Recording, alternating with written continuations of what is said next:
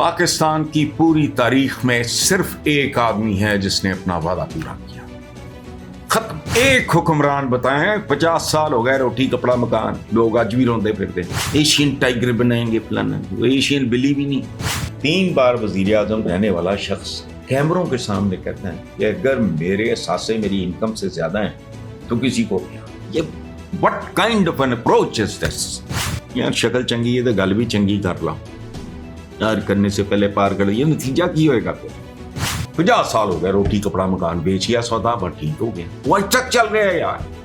आज भी शर्म है यार किसी को। इसमें मैं तो बुनियादी तौर पे सो कॉल्ड जो कायदीन, रहनुमार, लीडर्स कहलाते हैं, मैं तो उन पे लानत भेजता हूँ। अस्सलाम वालेकुम व्यूअर्स, ये तो आपने सुन लिया होगा, पढ़ लिया होगा, अखबारों में भी रिपोर्ट हुआ है कि इमरान खान के बेटे कासिम खान ने कहा है कि हमारे वालिद ने अपनी ज़िंदगी का ज़्यादातर वक्त पाकिस्तान में गुजारा, हमसे दूर इसलिए नहीं कि इन्हें ऐसा करना पड़ा, बल्कि उन्होंने एक करप्ट निज़ाम के ख़िलाफ़ खड़े होकर, अच्छा ये ज़ाहिर है सब एक बेटे के सेंटिमेंट्स हैं, इमोशंस हैं, इनकी इज़्ज़त करनी चाहिए, इनकी कदर करनी चाहिए। और इंसाफ की उन्होंने आखिर पे बात की कि सब कुछ दिया पाकिस्तान को, वर्ल्ड कप से लेके हॉस्पिटल, यूनिवर्सिटियाँ, और इंसाफ की एक तहरीक उनकी कुर्बानी के लिए। तो मैंने जो फर्स्ट स्लोगन दिया था तहरीक इंसाफ को, वो था हुक्म अल्लाह का, कानून कुरान का, रास्ता रसूल का। 77 साल हो गए, इन तीनों में से कोई चीज़ मुझे इस मुल्क में दिखाई नहीं दी। ये पाकिस्तान तहरीक इंसाफ के लेटर हेड्स पे होता था, 3 जुमलों का मंशूर। क्या?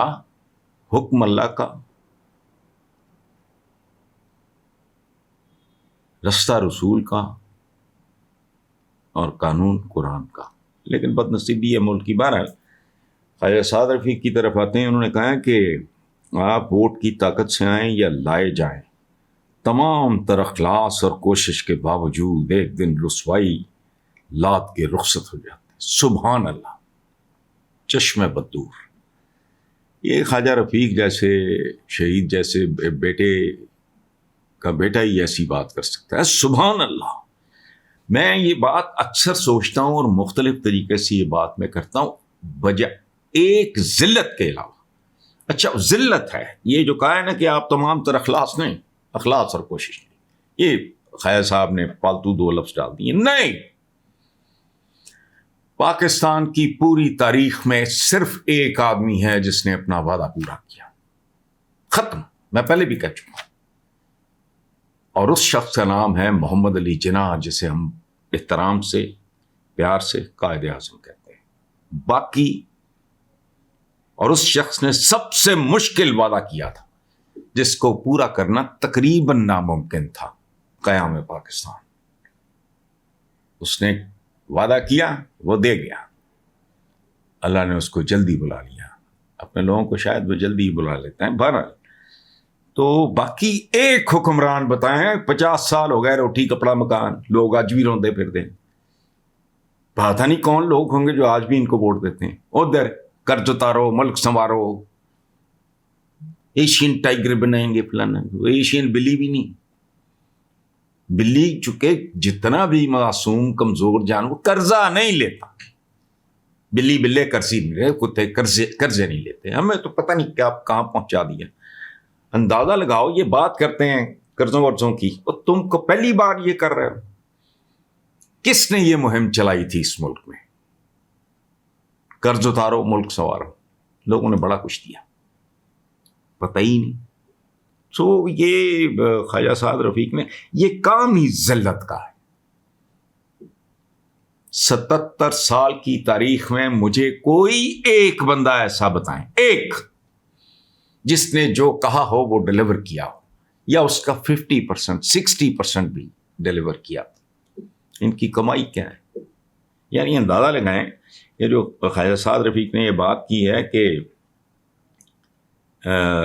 एक दिन रुसवाई लात के रुखसत हो जाते हैं। रुसवाई कमाई होती है, आपने डिलीवर तो करते ही कुछ नहीं। यानी 3 बार वजीर आजम रहने वाला शख्स कैमरों के सामने कहता है कि अगर मेरे सासे मेरी इनकम से ज्यादा हैं तो किसी को क्या। ये what kind of an approach is this? یہ تو ملک کا ہر چور چکار، حرام خور، رشوت خور، کک بیک خور، کمیشن خور، یہی آرگیومنٹ ہے، سب کا ہی ہے. تو کسی نے بھی ککھ نہیں کیا، کچھ بھی ڈلیور نہیں کیا. اچھا، ملک میں حکومتیں سول اور ملٹری بیوروکریسی کے نرغے میں آئے بغیر نہیں چل پاتی. یہاں بھی میرا بات بہت خوبصورت ہے، میرے دل سے دعا نکلی ہے خواجہ سے، وہ بہت خوبصورت انسان ہے. بات یہ بھی غلط ہے، حکومتیں سول اور ملٹری بیوروکریسی کے نرغے میں آئے بغیر نہیں چل پاتی. وجہ سیاستدان شدہ جو نیک پاک تھے وہ کمپیٹنٹ نہیں تھے، ان کے پیچھے ووٹ کی طاقت نہیں تھی. مثلا معراج خالد صاحب فرشتہ سیرت آدمی تھے. محمد خان جنیجو کو میں ملا ہی کبھی نہیں. معراج خالد صاحب کے ساتھ میرا ذاتی تعلق تھا، چلیں اس لیے کہ میں کہہ رہا ہوں، حالانکہ نہیں، کوئی بندہ چیلنج نہیں کر سکتا. بطور وزیر اعظم بھی کینچی چپل پا کے پھر دے ہوں سن ملک صاحب، بہت میرا پیار تھا ان کے ساتھ.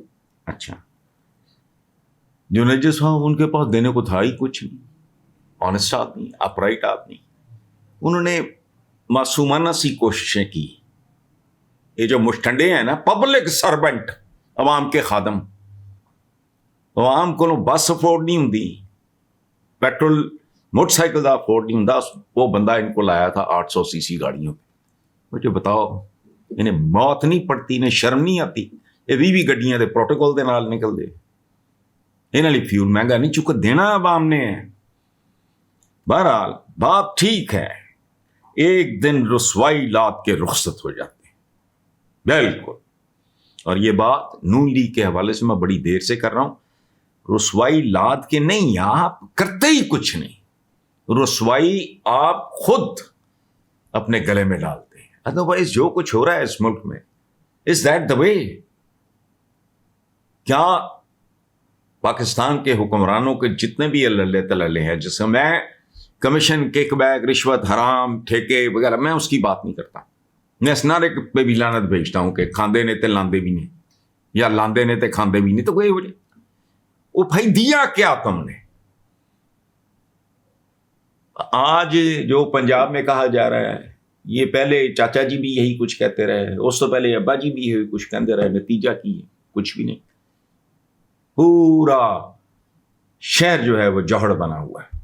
اور مجھے کسی نے یہاں تک بتایا، مجھے نہیں پتا صحیح ہے غلط ہے، 2-3 لوگوں نے مجھے بتایا کہ ڈیفینس سے لے کے یہ جو پتہ نہیں کیا ہے ادھر ہمارے، وہ لوگوں کے بیسمنٹس پانی سے بھر گئے ہیں.